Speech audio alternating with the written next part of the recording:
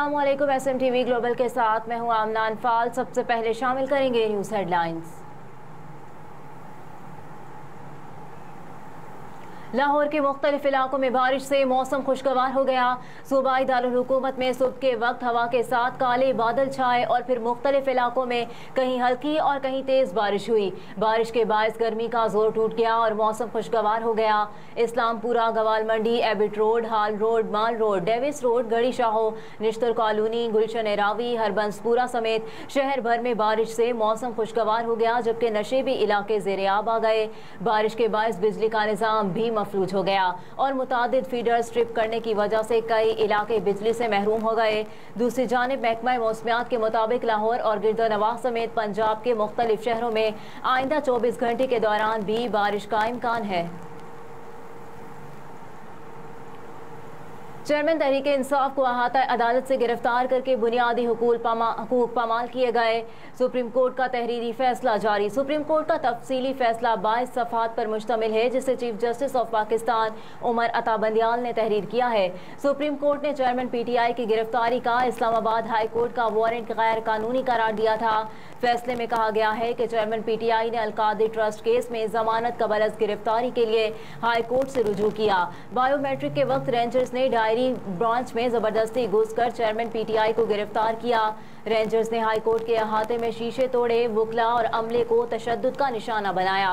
Supreme court के तहरीरी फैसले में लिखा है कि इस्लामाबाद हाई कोर्ट के चीफ जस्टिस ने 9 मई की गिरफ्तारी के वाक़े का नोटिस लिया। हाई कोर्ट के चीफ जस्टिस ने गिरफ्तारी के तरीके को गलत लेकिन गिरफ्तारी को कानूनी करार दिया।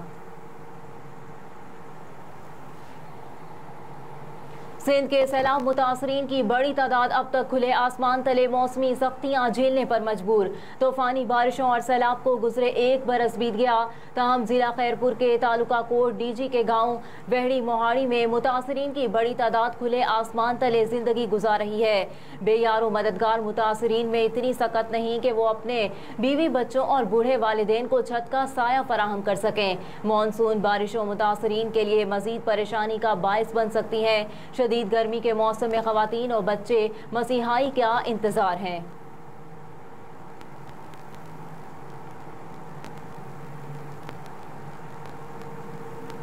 सियासी थिएटर और नाटक बंद करके 5 सालों में पाकिस्तान उभरती हुई माइशत बन सकता है। एहसान इकबाल का तकरीब से खिताब। कहा कि वजारत मनसूबाबंदी में शमसी तवानाई के जरिए बिजली सप्लाई के तौसी मंसूबे का संगे बुनियाद रखने की तकरीब के दौरान बातचीत करते हुए एहसान इकबाल ने मजीद कहा कि मुल्क तरक्की के रास्ते पर गामजन हो गया है।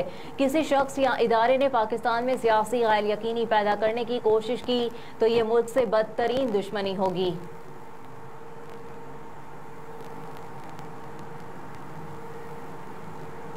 FBR के मुख्तलिफ आमदनियों पर फाइलर और नॉन फाइलर के लिए टैक्स रेट मुकर्रर। एक नोटिफिकेशन के मुताबिक 1 जुलाई 2023 से 30 जून 2024 के माली साल में प्राइस बॉन्ड्स की आमदनी पर सबसे ज्यादा इनकम टैक्स हुआ करेगा। अगर सालाना टैक्स गोशवारी जमा करने वाले का कुरानंदाजी में इनामी बॉन्ड निकलेगा तो उससे 15% कटौती होगी, जबकि गोशवारी जमा ना कराने वाले शख्स का इनाम निकलने पर 30% कटौती की जाएगी।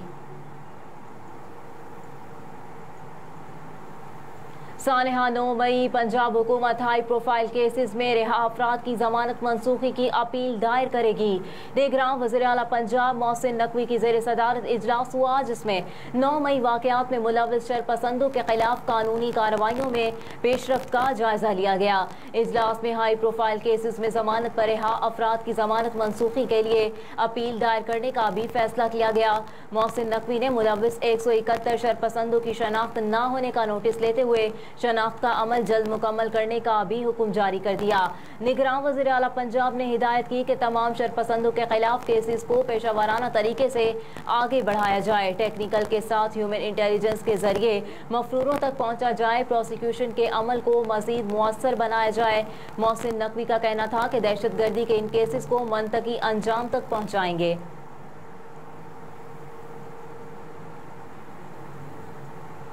वर्ल्ड कप के लिए कौमी टीम के भारत जाने से मुतालिक फैसला करने के लिए हाई प्रोफाइल कमेटी कायम। High profile committee world cup में पाकिस्तान की शिरकत से मुतालिक फैसला करेगी, जिसके सरबराह वज़ीर ख़ारजा बिलावल भुट्टो जरदारी होंगे। इस कमेटी में वफाकी वज़रा राना सनाउल्लाह, आज़म नज़ीर तारड़, एहसान मज़ारी, मरियम औरंगज़ेब, असद महमूद, अमीनुल हक, कमर जमान कायरा और तारिक फातमी भी शामिल हैं। कौमी सलामती के इदारों के सरबराह और सिक्योरिटी ख़ारजा भी हाई प्रोफाइल कमेटी में शामिल हैं।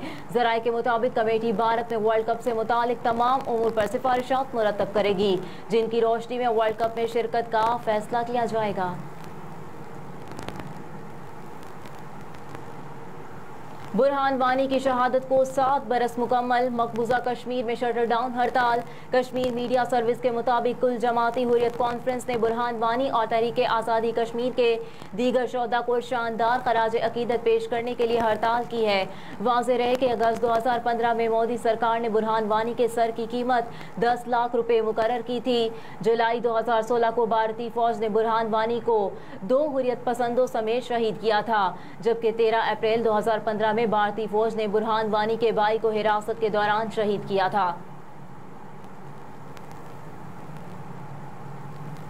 रूस यूक्रेन जंग के 500 रोज में 9000 से ज़ायद शहरी मारे गए। यूएन मिशन अक़वाम मुत्तहिदा के मुताबिक रूस ने 24 फरवरी 2022 को यूक्रेन पर हमला किया, जिसके बाद से जारी इस जंग को 500 रोज मुकम्मल हो चुके हैं और इसमें अब 9000 आम शहरी मारे जा चुके हैं, जिनमें 500 बच्चे भी शामिल हैं। यूक्रेन में काम करने वाले अक़वाम मुत्तहिदा के इंसानी हुकूक मिशन ने यूक्रेन रूस जंग में होने वाली जानी नुकसान को इंतहाई खतरनाक करार देते हुए इस पर अफसोस का इजहार किया। यूएन मिशन ने कहा कि हम इस जंग के नतीजे में 9000 आम शहरियों के हलाकतों की तस्दीक कर सकते हैं, लेकिन खदशा है कि जंग के दौरान हलाकतों की तादाद इससे भी ज्यादा है।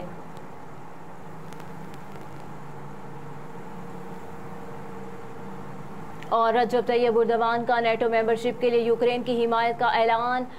गैर मुल्की खबरसां इदारे के मुताबिक तुर्किया ने नेटो की मेंबरशिप के लिए यूक्रेन की हिमायत की है और इस सिलसिले में मुश्तरका प्रेस कॉन्फ्रेंस के दौरान तुर्क सदर ने अपने यूक्रेनी हम मनसब व्लादिमीर पुतिन को भी अपनी हिमायत का यकीन दिलाया है। तहम रजब तैयब एर्दोगान ने रूस और यूक्रेन के दरमियान जारी जंग के खात्मे के लिए अमन इक़दामात की वापसी के लिए जोर दिया। रूस और यूक्रेन के दरमियान गुज़िश्ता साल से जारी जंग को तकरीबन 500 रोज़ गुजर चुके हैं, जिसमें मुतादिद आम शहरी जान से जा चुके हैं। यूक्रेन के सदर के हमरा मुश्तरका प्रेस कॉन्फ्रेंस में तुर्क सदर ने कहा कि इसमें कोई शक नहीं है कि यूक्रेन नेटो मेंबरशिप का हकदार है, तहम दोनों मुल्कों को अमन मुज़ाकरात की तरफ लौटना चाहिए। तैयब एर्दोगान ने कहा कि एक मुनसिफाना अमन कोई शिकस्त पैदा नहीं करता। हेडलाइंस आपने मुलाहिजा की। न्यूज़ स्टूडियो से फिल वक्त इतना ही। आप देखते रहिए SMTV ग्लोबल।